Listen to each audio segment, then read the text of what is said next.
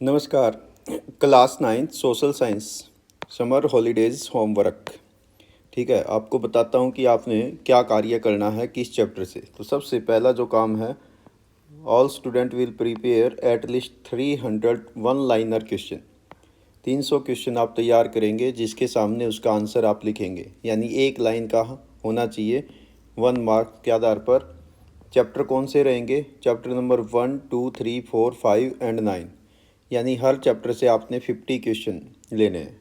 ठीक है, इतना थोड़ा बहुत आप अप एंड डाउन कर सकते हैं कि मान लो किसी चैप्टर से आपने 60 ले लिए तो किसी दूसरे से 40 ले लिए। ऑन एन एवरेज जो है वो 50 क्वेश्चन का रहना चाहिए। ठीक है, तो सबसे पहले जो इसमें चैप्टर आएंगे वे कौन से रहेंगे? Chapter number 1 social science meaning scope and importance. Chapter 2 land forms earth living canvas. Chapter 3 dynamic atmosphere and changing climate. Chapter 4 earliest people and stone age. Chapter 5 Harappa and contemporary Mesopotamian civilisation. ठीक है, और chapter 9 रहेगा understanding democracy. यानी in chapter से आपने 50 question पर chapter लेने हैं। ठीक है, तो इस आधार पर आप 300 क्वेश्चन आंसर तैयार करेंगे। ठीक है, जो वन लाइन में आ जाए। ठीक है, कोई एक आधा होगा जो वन से ज़्यादा जाएगा, तो नॉर्मली आप वन लाइन के ये लिखेंगे। सेकंड, जितने भी क्वेश्चन आपको कराए गए हैं इन चैप्टर के एनसीईआरटी एक्सरसाइज के, ठीक है, वो आपकी नोटबुक में आपने लिखे हैं। नहीं लिखे हैं तो आप समर हॉलीडेज़ के दौरान उनको कवर कर लेंगे।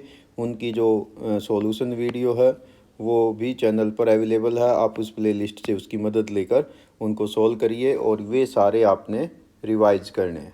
ठीक है, देन आप करोगे मैप वर्क। मैप वर्क में आपने क्या करना है? वर्ल्ड का फिजिकल या पॉलिटिकल मैप ले लेंगे, या तो फिजिकल अवेलेबल हो या पॉलिटिकल हो, और इंडिया का फिजिकल या पॉलिटिकल मैप।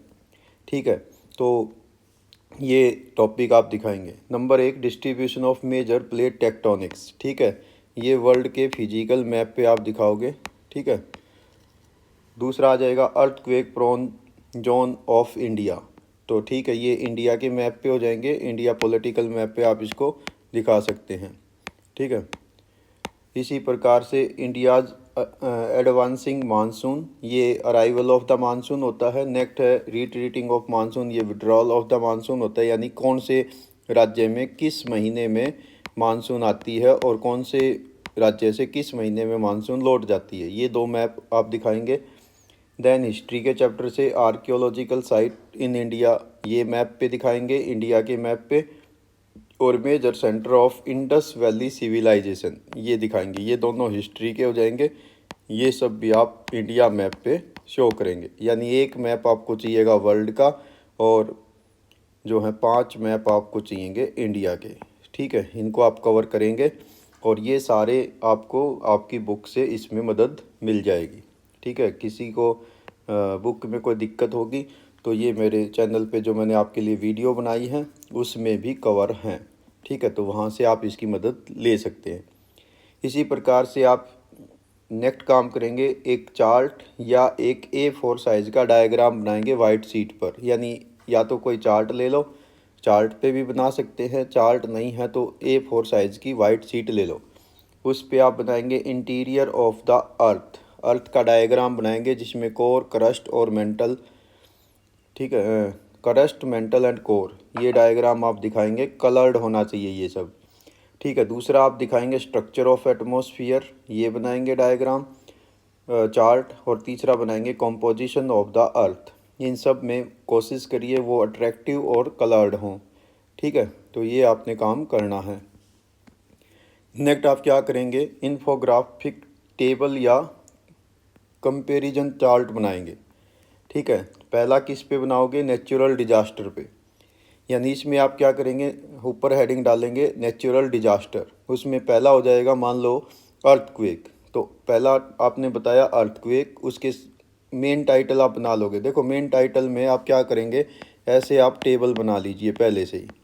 ठीक है, तो उसमें जैसे यहाँ जाएगा नेचुरल डिजास्टर का टाइप्स, फिर उसके कॉजेज़, फिर उसके इफ़ेक्ट, देन उसकी मिटिगेशन की स्ट्रेटजी। ठीक है, तो ऐसे आप बनाते जाएंगे। तो ठीक है, मान लो पहला आ गया आपका अर्थक्वेक, उसके कॉजेज क्या हैं, उसके इफ़ेक्ट क्या होंगे, उसकी मिटिगेशन की स्ट्रेटजी क्या होगी।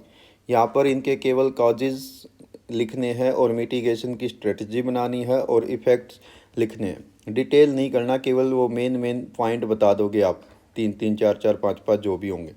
ठीक है, तो ऐसे आपका बनता चला जाएगा, ये पूरा एक A4 साइज़ पे या 2 पेज पे आ जाएंगे। ठीक है, इसी प्रकार से दूसरा काम आप क्या करोगे, element of weather and climate, इसके ऊपर भी ऐसा ही चार्ट बनाओगे जिसमें सेम ऐसी ही टेबल बन जाएगी, जिसमें यहाँ पर मान लो आ जाएगा, एक में टेम्परेचर आ जाएगा, अगले में एयर प्रेशर आ जाएगा, फिर विंड, ह्यूमिडिटी और प्रिसिपिटेशन। उसमें क्या बताओगे, जैसे मान लो टेम्परेचर से मैं एग्जांपल दे देता हूँ। मान लो आपने लिखा टेम्परेचर, पहले में लिखा टेम्परेचर, उसको डिफाइन कर दिया उसके सामने, फिर आपने लिखा फीचर्स, यानी मेन हेडिंग हो जाएगा वेदर के एलिमेंट, दूसरे में हो जाएगा फीचर्स, तीसरे में हो जाएगा उसकी टूल। ठीक है, तो थोड़ा इसमें बॉक्स बड़ा बना लेना, 3 लाइन में ये आपका आ जाएगा। ठीक है, पहले में आप बताओगे, जैसे मान लो टेम्परेचर लिखा, उसकी डेफिनेशन दे दी, दूसरे में उसकी फ़ीचर बता दी, भाई टेम्परेचर क्या होता है, एनुअल रेंज क्या होता है, मैक्सिमम टेम्परेचर क्या होता है। ठीक है, इसी प्रकार से देन तीसरे में बता दिया इसका टूल क्या होगा, जैसे थर्मोमीटर होता है, इसको डिग्री सेल्सियस में मेजर करते हैं। तो इस टाइप्स का आप एक इन्फोग्राफिक चार्ट बनाते चलेंगे। ठीक है, देन फिर आ जाएगा एयर प्रेशर, फिर आ जाएगा विंड, फिर ह्यूमिडिटी और फिर प्रिसिपिटेशन। ऐसे आप इनको बताओगे, जिसमें उसकी फ़ीचर बता रहे होगे, उसके टूल्स बताएंगे। ये सेकंड हो जाएगा। तीसरा ऐसा ही आप बनाओगे एक कंपैरिजन चार्ट, जिसमें पैलोलिथिक पीरियड, मेसोलिथिक पीरियड और नियोलिथिक पीरियड। तो इसमें भी आप एक टेबल बना लोगे। ठीक है, जिसमें 3 बॉक्स बन जाएंगे आपको, एक जो हिस्टोरिकल पीरियड हो गया, फिर उसकी फ़ीचर्स होगी, उसके टूल्स होगी, उसकी कोई जो इन्वेंशन वगैरह वो लिख दोगे। ठीक है, पहले पैलोलिथिक, फिर मेसोलिथिक, फिर आपका नियोलिथिक, उसमें उसकी सारी डिटेल आप चैप्टर से सीक्वेंस से करते चले जाओ।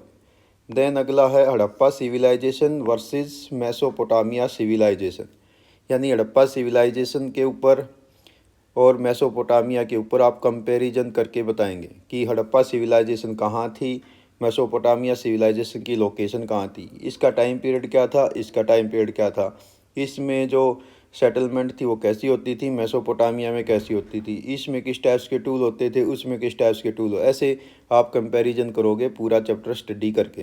ठीक है, देन आएगा आपका chapter next, democracy, understanding democracy. उससे क्या बनाएंगे आप, उससे भी ऐसा ही एक इन्फोग्राफिक चार्ट बनाएंगे, जिसमें सबसे पहले लिखोगे डेमोक्रेसी की डेफिनेशन, कहाँ से ये शब्द आया है, इसका फिर हेडिंग डाल दोगे, इसके रूट क्या हैं, इसकी मेजर फीचर्स। डिटेल नहीं करनी है, केवल बतानी है कि इसकी मेजर फीचर क्या होती हैं, जैसे फ्रीडम ऑफ वोट है, यूनिवर्सल एडल्ट फ्रेंचाइज है, इस टाइप्स की। देन इसके आ जाएंगी टाइप्स, जैसे प्रेसिडेंशियल सिस्टम हो गया, पार्लियामेंट्री सिस्टम हो गया। ठीक है, तो इस टाइप रिप्रेजेंटेटिव डेमोक्रेसी होगी, डायरेक्ट डेमोक्रेसी होगी, तो ये 3 4 टाइप्स हो जाएंगी। देन आप इसके बताओगे चैलेंजेस। ठीक है, तो इसको भी आप चाहो तो टाइटल के हिसाब से बना सकते हैं, या इसको चार्ट के रूप में डिफाइन कर सकते हैं, वो अब आपने देखना है कि आप कैसे इसको बनाएंगे। ठीक है, लास्ट जो काम आप करोगे वो करोगे, जो आपका समर हॉलीडे होती हैं, हॉट वेदर सीजन के कारण होती हैं, तो आप इसी हॉट वेदर सीजन पे अपनी बुक से मदद लेते हुए, ठीक है, आपकी बुक में ये मिल जाएगा, जो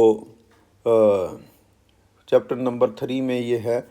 ठीक, तो इससे मदद लेकर आप हॉट वेदर सीजन, जो भारत का समर सीजन है, इस पर 150 से 200 वर्ड्स में एक अट्रैक्टिव एस्से लिखेंगे, जिसमें सब कुछ आप डिफाइन करेंगे कि हॉट समर सीजन क्या होता है, कब से कब तक इसका पीरियड होता है, इसमें टेम्परेचर की क्या कंडीशन होती है, प्रिसिपिटेशन की क्या कंडीशन होती हैं। ठीक है, कौन सी लोकल विंड चलती हैं, यानी लू, इसके बारे में आप एक्सप्लेन करेंगे। ठीक, तो इसके बारे में आप ऐसे ही काम करेंगे। तो ये रहेगा आपका हॉलीडे होमवर्क। आपके पास लगभग 30 डेज़ से ज़्यादा डेज़ हैं, क्योंकि अब की बार 1 वीक अर्ली हॉलीडे आपकी हो रही हैं। तो ये सारा काम आप आराम से करेंगे, हर रोज़ की प्लानिंग करके करेंगे। ठीक है, सिस्टेमेटिक तरीके से, अट्रैक्टिव होना चाहिए। ये आपका जो इंटरनल असेसमेंट है उसमें आपकी महत्वपूर्ण भूमिका निभाएगा। ठीक है, समय समय पर आप मेरी वेबसाइट या ब्लॉग पर जा सकते हैं और चैनल पर विजिट कर सकते हैं। कुछ लेटेस्ट जो इन्फॉर्मेशन होंगी मैं चैनल के माध्यम से आपको टाइम टू टाइम और देता रहूँगा। हालांकि उसमें कोई एडिशनल ये नहीं होगा कि आपने वो काम भी करना है, वो केवल आपके लिए इन्फोग्राफिक होगा, यानी आप समय रहते उनके बारे में भी सीख सकते हैं। ठीक है, तो आप चैनल के प्लेलिस्ट पे जा सकते हैं और वेबसाइट पर आप फोल्डर पेज में जा सकते हैं।